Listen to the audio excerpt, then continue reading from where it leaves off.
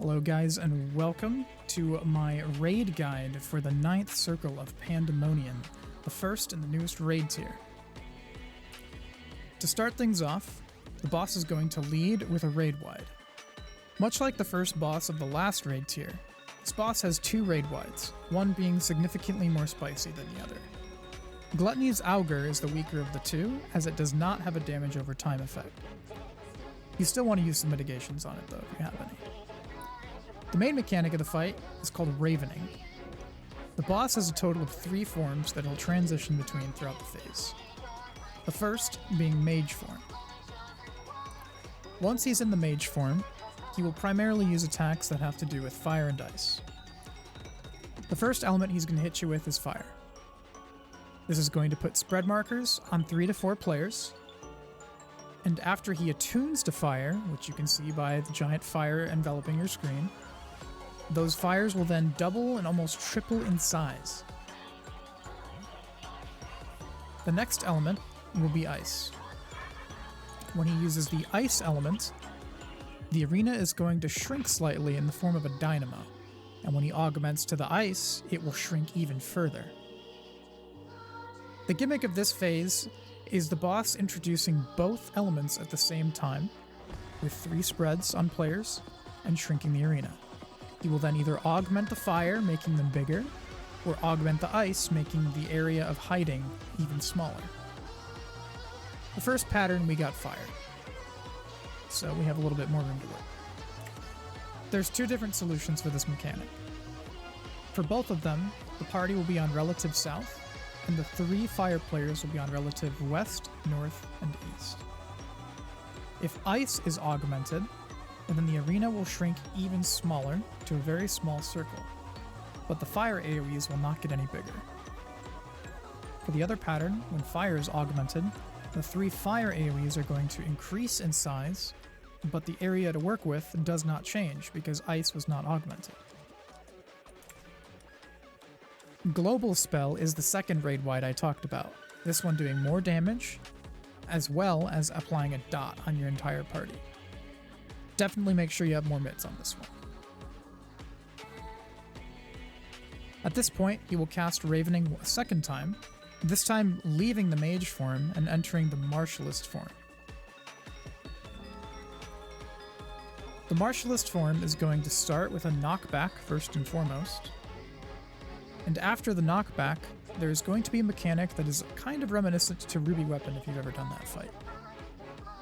A series of cracks are going to appear in the floor, both red and blue. The red being the first to detonate, so you're going to want to make sure you make your way to the blue ones first, and then move into the ones that have just exploded.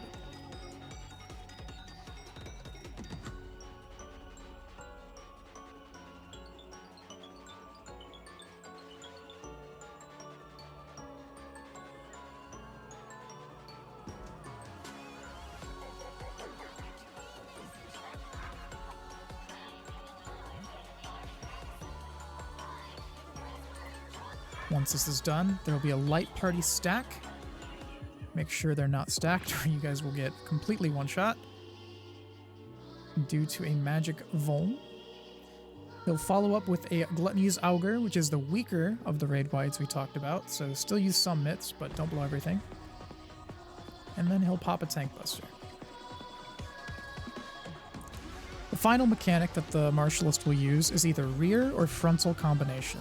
This is a simple dynamo that'll either have a front or back cleave with a snapshot.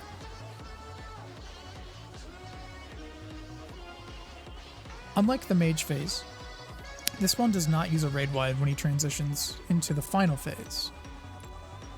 The final phase is called the Beast phase. Once in the Beast phase, he will cast Charybdis.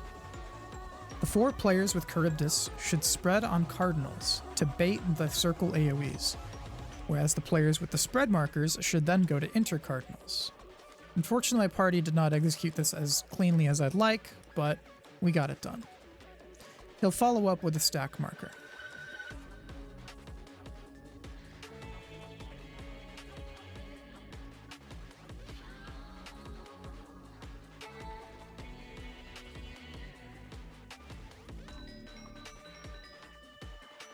Once the stack marker is resolved, and there will be a tank buster unique to the fight, where both tanks are targeted, but they have to extend the tether until it's purple, or else they'll suffer extreme damage. Once both busters have gone off, there will be a proximity damage happening in the center of the arena. Lastly, there will be 3 comets appearing, making one side of the arena safe. Simply max melee on that side of the arena, and then locate the boulder that does not have cracks going through it. Hide behind that boulder until Ecliptic Meteor has gone off.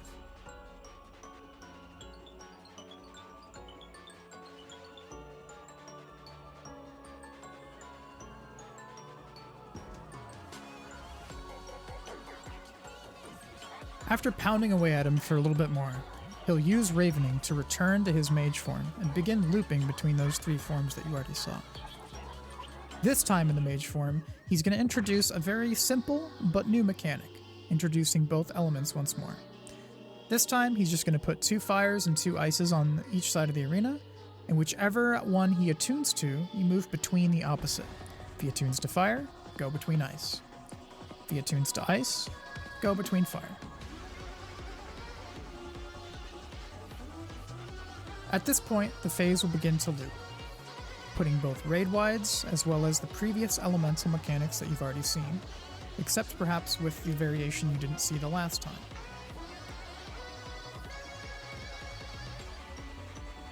It's worth mentioning that Global Spell, the hard-hitting raidwide, will always be at the end of the mage phase.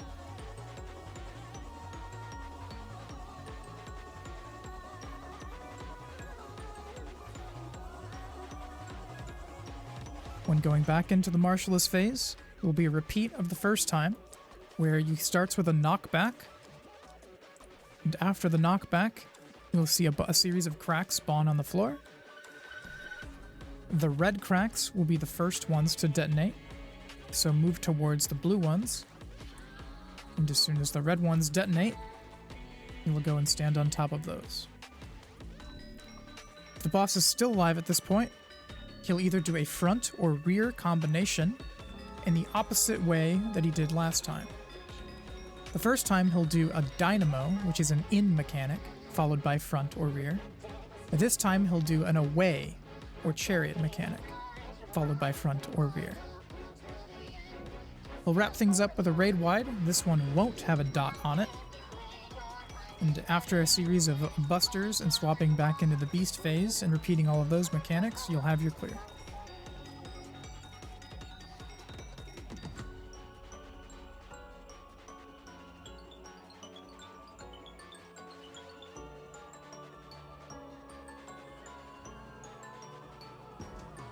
I hope that this overview of the 9th circle is somewhat useful to you.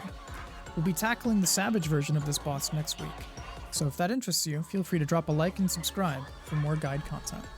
Later.